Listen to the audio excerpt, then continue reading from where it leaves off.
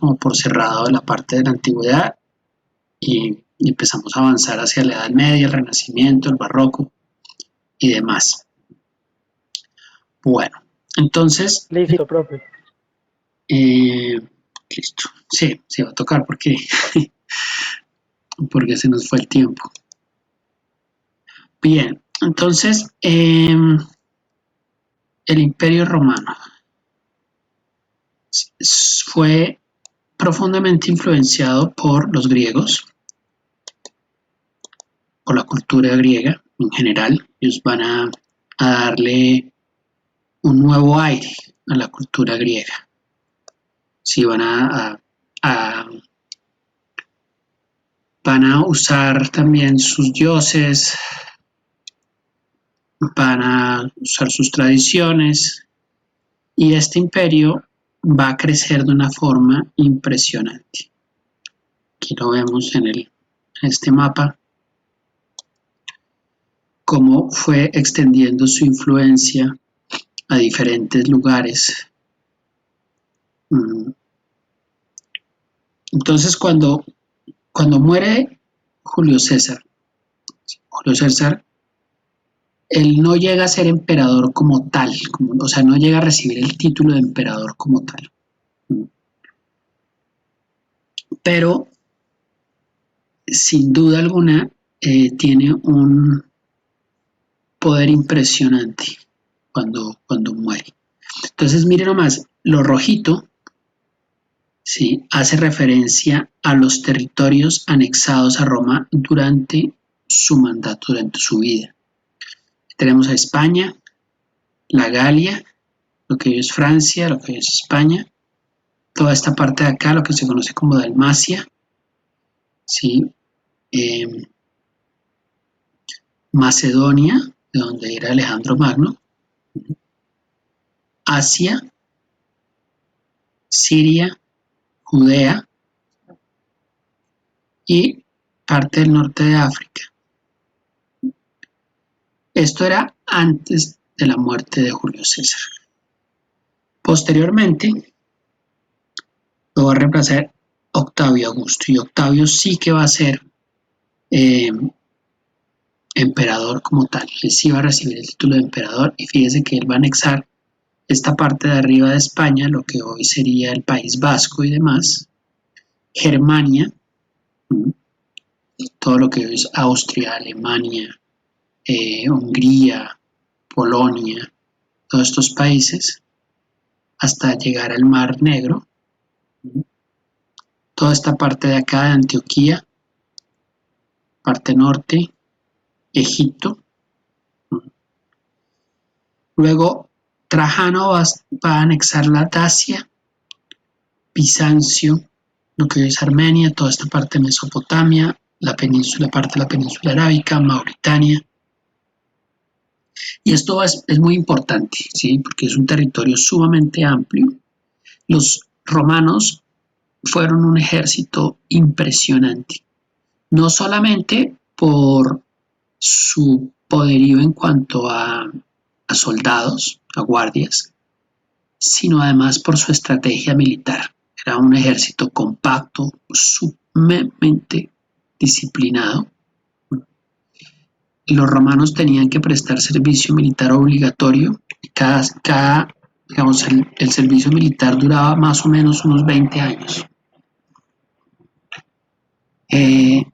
Ellos salían y digo, básicamente no volvían a su hogar hasta si sobrevivían a las expediciones, que eran absolutamente agotadoras y prolongadas y sumamente peligrosas. Porque lo que hacían era que ellos iban construyendo o teniendo pues colonias, ¿no? Sí, estos, por ejemplo, que vemos acá, voy a cambiar el colorcito, si no se ve nada. Por ejemplo, todas estas ciudades eran romanas, ¿no? Todas estas ciudades son fundadas por los romanos, por ejemplo.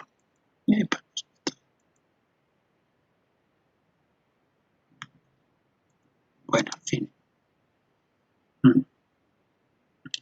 y pues les van a dar sus nombres. Ahora, ¿cuál era el idioma de los que usaban los romanos? Pues era el latín, ¿sí? Un latín que era un latín popular, ¿sí? Ese latín va a irse mezclando con las lenguas, con las diferentes lenguas, y de ahí, por ejemplo, se van a derivar las lenguas romances, que son básicamente tres lenguas romances: el italiano, el francés y el español. ¿Por qué? Durante este periodo en el que ellos van a estar acá, esto estaba lleno de pequeñas tribus, ¿sí? O de comunidades, ¿no? Que para ellos eran consideradas bárbaros, ¿sí? Los romanos eran muy sofisticados, tenían una alta imagen de sí mismos, entonces aquello que estuviera por fuera de Roma, fundamentalmente, era considerado bárbaro, ¿sí?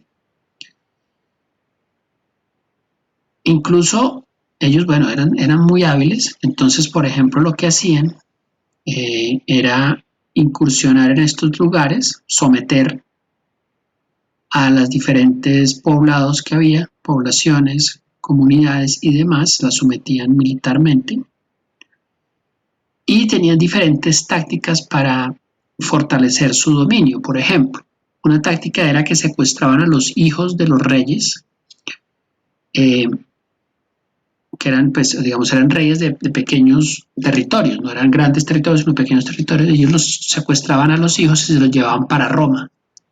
Y esos hijos los formaban como parte del ejército romano, los adoptaba una familia romana, ¿sí? Y posteriormente ellos iban a servir al ejército romano. Por ejemplo, esa era una táctica que tenían. La otra táctica que utilizaban era que reclutaban a los guerreros de estas tribus para servir al ejército romano, ¿sí? De tal manera que de esa forma no exponían a sus propios soldados necesariamente, sino que tenían ahí como una guardia constituida por los nativos del sitio. Entonces eso les permitía controlarlo de una forma mucho más fácil, porque pues estos nativos obviamente hablaban el idioma, ¿no? Los idiomas bárbaros, que pues van a derivar posteriormente en el alemán, por ejemplo, en el turco, en el griego, ¿no? Todos estos. Bueno, el griego no necesariamente. Y en fin, ¿no? Entonces estas eran algunas de las estrategias que utilizaban ellos para lograr apropiarse del sitio y dominarlo. Con los germanos van a hacer este tipo de tácticas, pero va a llegar un momento en que los germanos, o sea, ellos aprovechaban un poco como la desunión que había en estas tribus que todavía no habían consolidado como un discurso nacional necesariamente. Compartían rasgos culturales, compartían lenguas, compartían creencias religiosas, pero no eran un frente común, no ofrecían un frente común o de resistencia.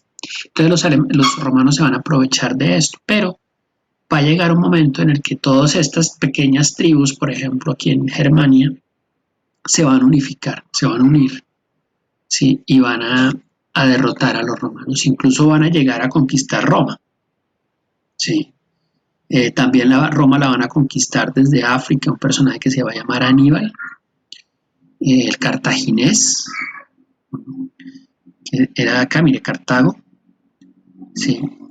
Cartago era una ciudad muy importante al norte de África, ¿sí? Y ahí va a salir un ejército gobernado por este personaje Aníbal, y Aníbal va a cruzar acá y se va a meter a Roma, va a conquistar Roma, con elefantes y qué tal.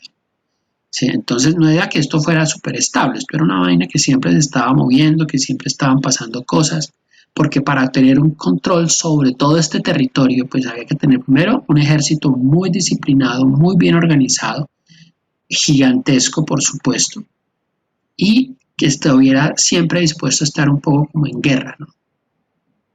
Pero sin duda Roma fue sumamente importante para nosotros, para la tradición de Occidente, porque logró consolidar una lengua común, ¿sí? Y un conjunto de creencias comunes, ¿sí? Como todo un compendio cultural común a todo este territorio. También va a ser muy importante porque acá, en este sitio, como ustedes sabrán, se va a desarrollar el cristianismo como tal. Va a tener su origen el cristianismo bajo el dominio romano. El cristianismo es una secta judía originalmente, una secta que nace desde los principios judíos. Por ejemplo, creer en un solo Dios. Esto no era común en la época y esto va a ser digamos, una característica de desarrollo de la civilización, es lograr concentrar todos los poderes divinos en un solo individuo. Esto ya lo habían hecho los judíos, esto ya lo habían hecho los musulmanes, o lo estaban, digamos, como estaban llegando allá, ¿cierto?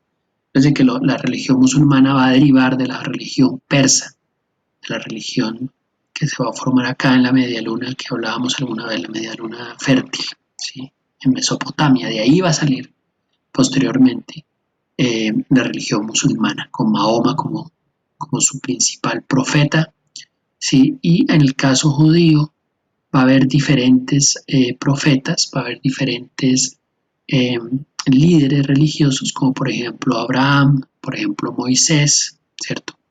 Que son los profetas. Y eso va a pasar en toda esta parte, ¿cierto? Esto es lo que se va a estar cocinando acá en esta parte. Ya como tal, como el judaísmo, entonces el judaísmo como la religión musulmana son sumamente antiguas, ¿no? Y es acá en este contexto donde se va a derivar esa secta, ¿sí? Cristiana. Así que posteriormente, y precisamente gracias a un personaje que se llama Pablo, el apóstol Pablo tenía una característica que lo diferenciaba de los demás apóstoles, que va a ser muy importante, y era que Pablo era romano, él era ciudadano de Roma, y al ser ciudadano de Roma, él podía navegar libremente. Entonces, ¿qué pasa? Que él se va a desplazar, ¿sí? Hacia Europa. Esa línea me quedó muy recta. ¿Sí? Él va a lograr, no fue tal así, fue más bien como que, o sea, él pudo recorrer todo este territorio, ¿sí? Casi que libremente, ¿sí? Entonces partió de acá y en barco viajó acá, ¿sí? Y pasó por aquí, por Alejandría, y después fue por acá, y fue acercándose así hasta llegar a Roma, ¿sí? Y cuando él llega a Roma, es cuando realmente empieza a expandirse el cristianismo, ¿sí? Muy rápidamente. Y ese cristianismo va a terminar finalmente por conquistar el trono de Roma. Y de ahí es la razón por la cual Roma, y dentro de Roma el Vaticano, es básicamente como la capital del cristianismo, ¿cierto? Es por Pablo. Pero acá, si mientras eso sucedía por allá, aquí, como le digo, se enfrentaba con las tribus bárbaras, ¿sí?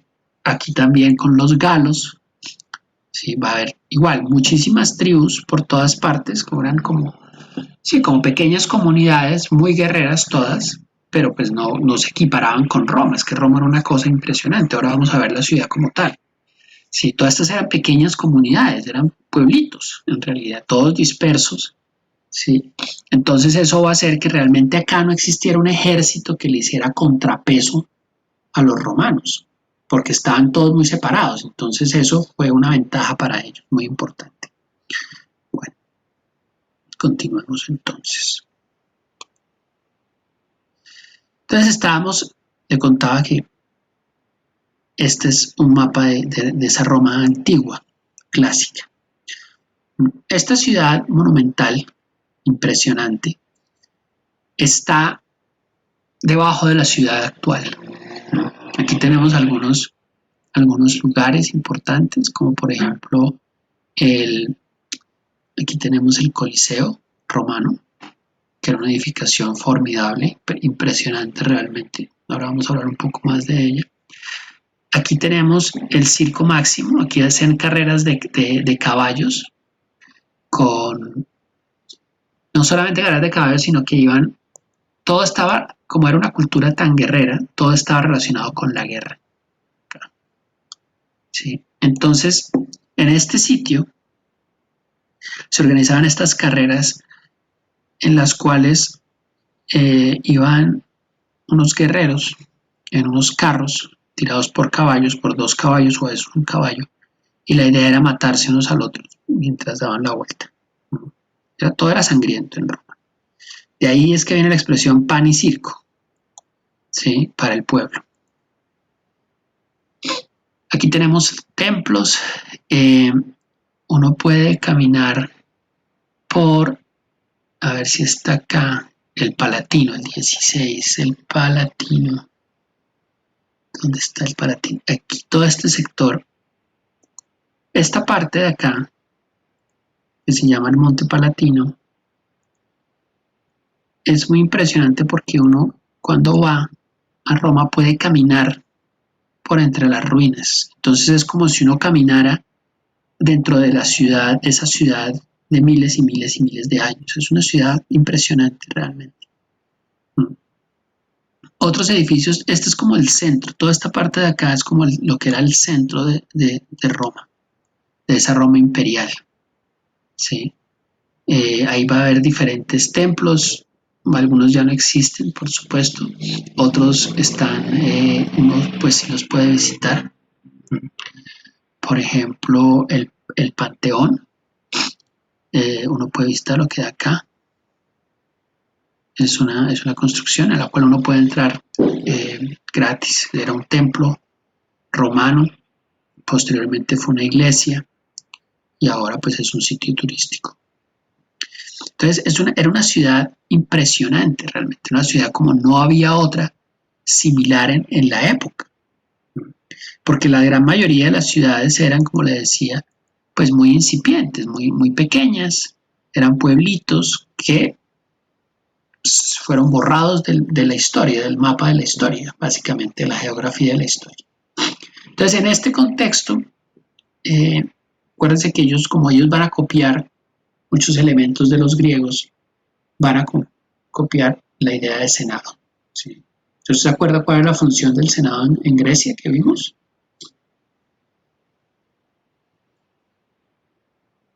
¿Cómo, profe? ¿Se acuerda cuál es la función del Senado en Función Grecia? del Senado,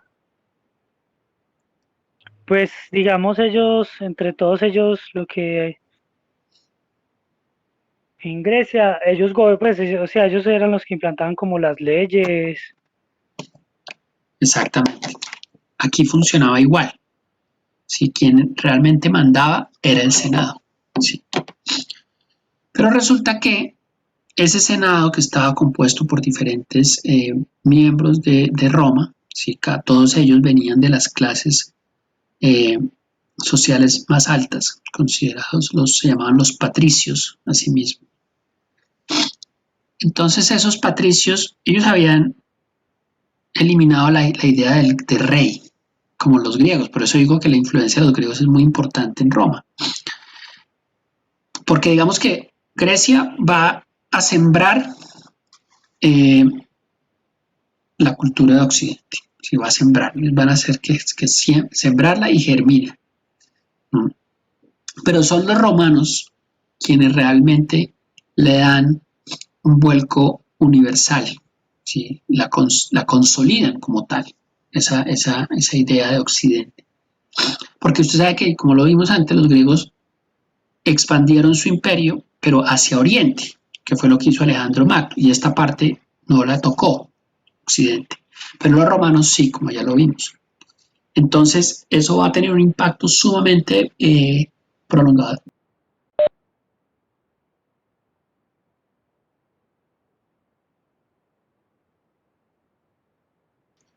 Perdón, me atacó un estornudo.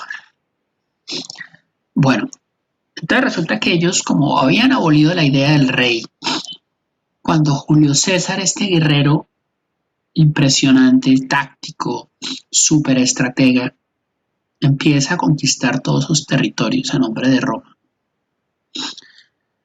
A esos senadores empieza a preocuparles esa figura de César. ¿Sí? Y entonces ellos se dan cuenta que el César, o sea, Julio César servía a los intereses de Roma, era una herramienta de Roma. Pero cuando empieza a tener tanto poder y amasar tanto poder y tanta popularidad, porque él se vuelve muy popular, obviamente, empiezan a verlo como alguien potencialmente peligroso. ¿Sí? Y es ahí cuando las cosas se complican un poco. ¿Sí? Porque cuando alguien tiene todo el poder, ¿sí? Pues no, empiezan a abolirse ciertos derechos, ¿no? Y empieza a haber problemas. Entonces, fíjese, por ejemplo, no sé si usted ha seguido las elecciones en Estados Unidos, ¿sí? Donde el presidente fue derrotado en las urnas y sin embargo se rehúsa a aceptar su derrota, ¿sí? Y eso pues es problemático porque ponen en entredicho como la acción de la democracia, ¿no? Que finalmente la gente es la que elige. Y esto era un poco lo que pasaba acá, porque obviamente no, aquí no había elecciones como tal, pero sí había preocupación por lo que este personaje pudiera hacer con todo ese poder. Y entonces llega un momento en el que los senadores, como vemos aquí en la imagen, deciden asesinar a César. Porque César se autoproclama como tribuno, él se autoproclama como líder, no exactamente rey, pero sí se autoproclama como líder. Entonces, estos personajes deciden asesinarlo.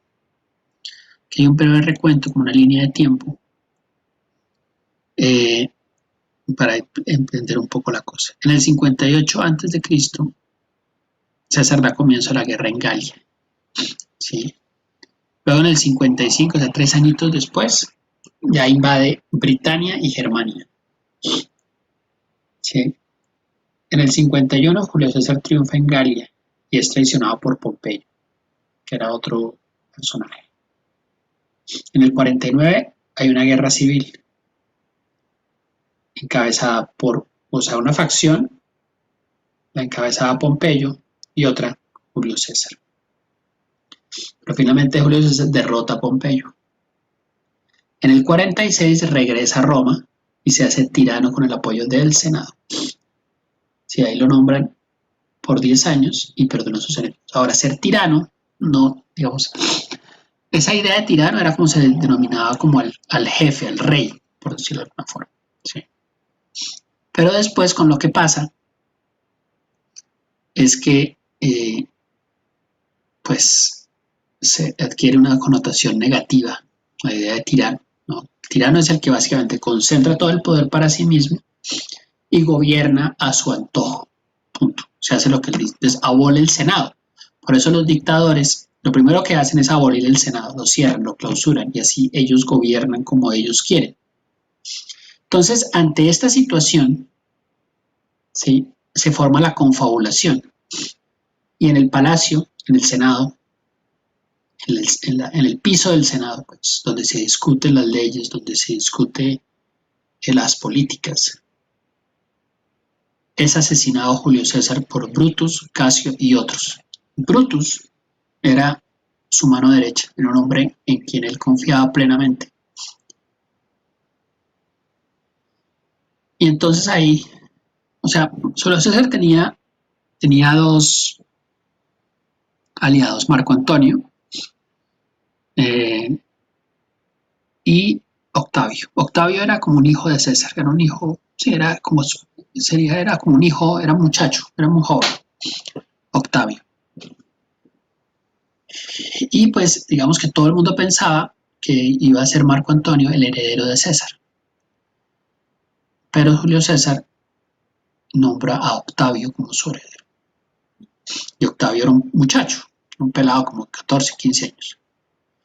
Entonces, tras la muerte, que fue una muerte sorpresiva, fue una muerte violentísima, como vemos acá, ¿sí? Esta es una pintura no de la época que reproduce lo que ha sucedido. Si ve esta corona, es la corona de laurel. La corona de laurel era la que usaban los líderes, ¿no? El tirano. Era un símbolo de paz. ¿Sí? Bueno, ahí no hubo mucha paz que digamos. ¿No? La muerte de Cayo Julio César ocurre en marzo, año 100 antes de Cristo. Él vivió del 100 antes de Cristo al 44 antes de Cristo. Ese es un busto. Los romanos, y ahí volvemos a nuestro tema de la historia del arte, los romanos, como los griegos, se van a especializar en esculturas y en especial ellos van a trabajar mucho los bustos, ¿sí? La representación de los líderes, ¿sí? De los personajes más importantes. Y aquí esto es clave, ¿por qué? Porque estas esculturas tienen truco. ¿Sí? Resulta que para los romanos era muy importante el tema de la edad. ¿Sí? Era muy importante parecer mayor, ser mayor. Había desconfianza por los jóvenes. Es de que eso cambia drásticamente la noción que ahora tenemos nosotros de eso, ¿no? Ahora lo que más se valora es la juventud. ¿Sí? Y se desprecia un poco a las personas mayores, ¿no? En la medida en que uno va creciendo y se va haciendo mayor, usted se va a volver una especie de ciudadano de segunda categoría.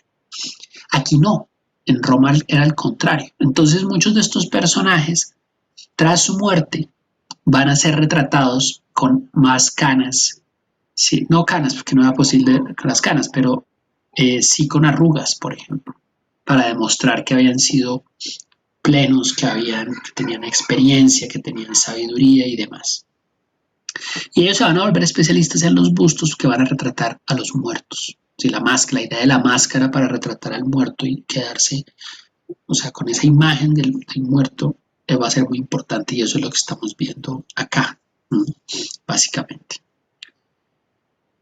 Aquí tenemos a otros de los personajes, Marco Antonio, sí, mírelo, ahí está su representación, y Brutus, que fue quien le dio muerte, era un senador, ¿sí? Entonces Marco Antonio se va a escapar de ahí, ¿sí? Porque él quería ser César, entonces ya el nombre de César se vuelve un título, ¿sí? Los emperadores todos se van a llamar César, si van a adquirir ese nombre como un presidente o lo que sea, ahora es César. Entonces, Marco Antonio pensaba que él iba a ser el heredero, ¿sí? Y cuando eso sucede, se lee ellos dejaban testamento, ellos dejó testamento, y resulta que el heredero era Octavio, pues este tuvo que irse, exiliarse y se fue para Egipto, donde Cleopatra. Su idea era armar un ejército y derrotar a Octavio. Ese era su plan, pero no funcionó mucho. Bueno, ahora sí entonces. Este es Octavio, como ves, era un muchacho muy joven. Y Octavio entonces, al ser proclamado como heredero de César, va a pasar a llamarse César Augusto. ¿Sí? Fíjese usted, aquí tiene el título. Es como los papas. ¿Sí? Ve que los papas se cambian el nombre, ¿sí? Cuando asumen el reino. También eso pasa con muchos, con la realeza. Hay unos que asumen un nuevo nombre.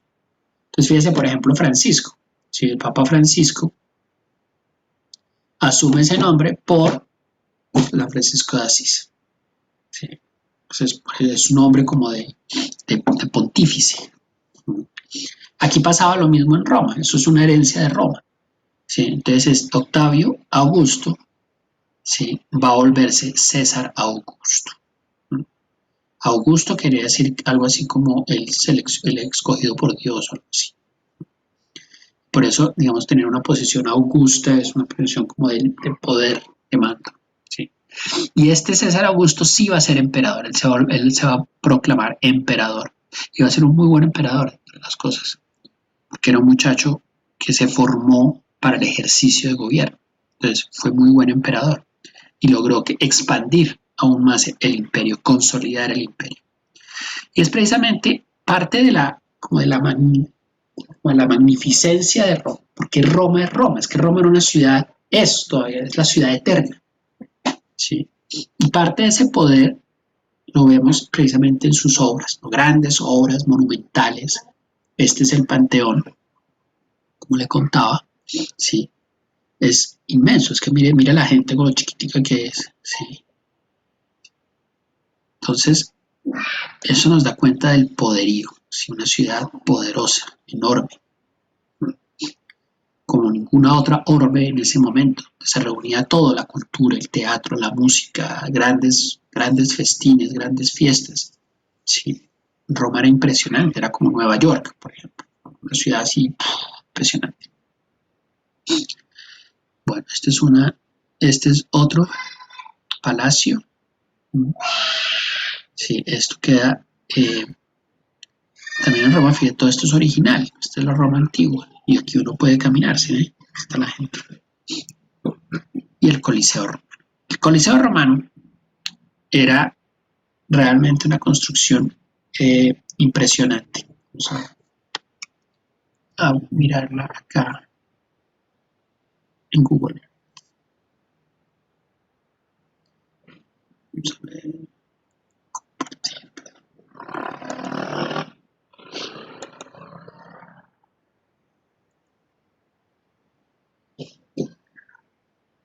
Listo.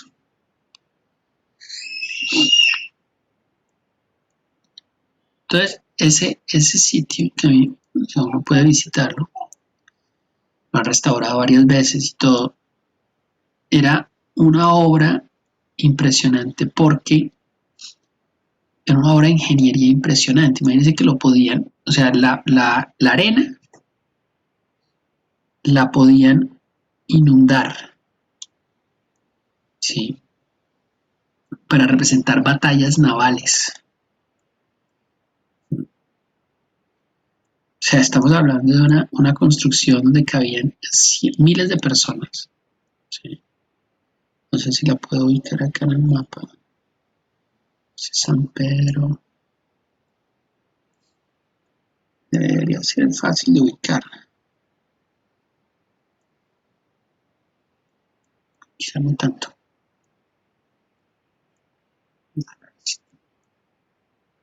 Es el estadio de fútbol. Voy a buscar acá. Coliseo.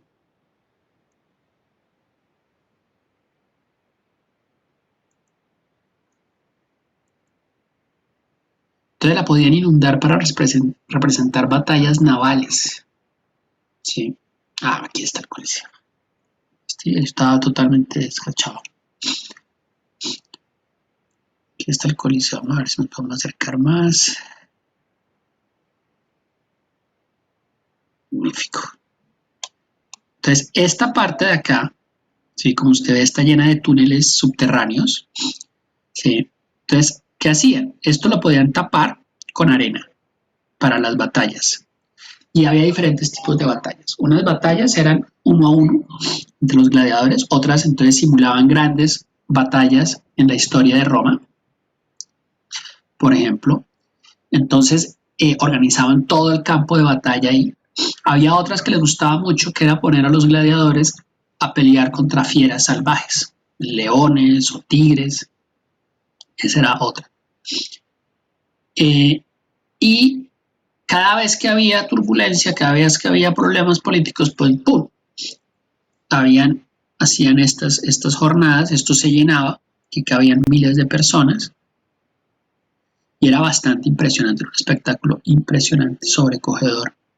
Sí, esto usted lo puede ver en una película que se llama Gladiador, por ejemplo, hacen una representación bastante fiel, con tecnología y demás.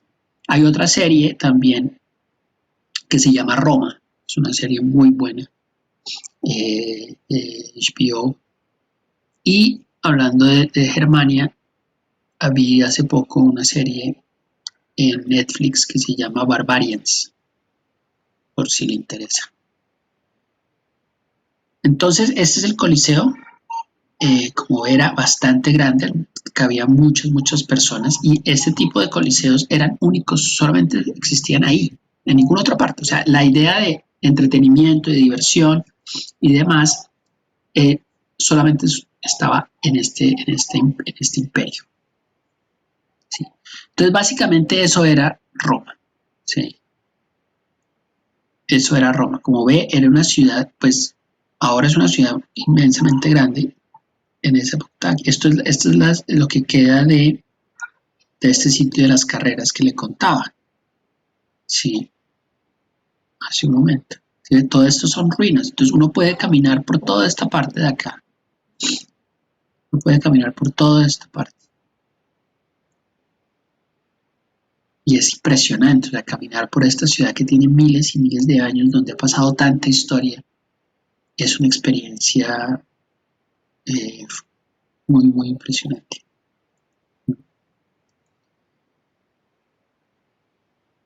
Bueno, listo.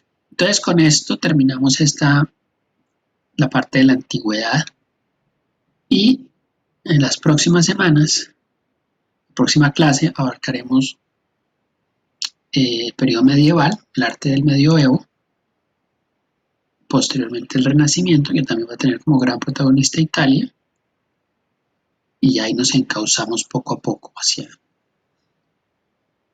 nuestros tiempos. ¿Listo? Dejar de compartir. Listo, profe. Bueno, Carlos, que tenga una feliz noche y nos estaremos viendo.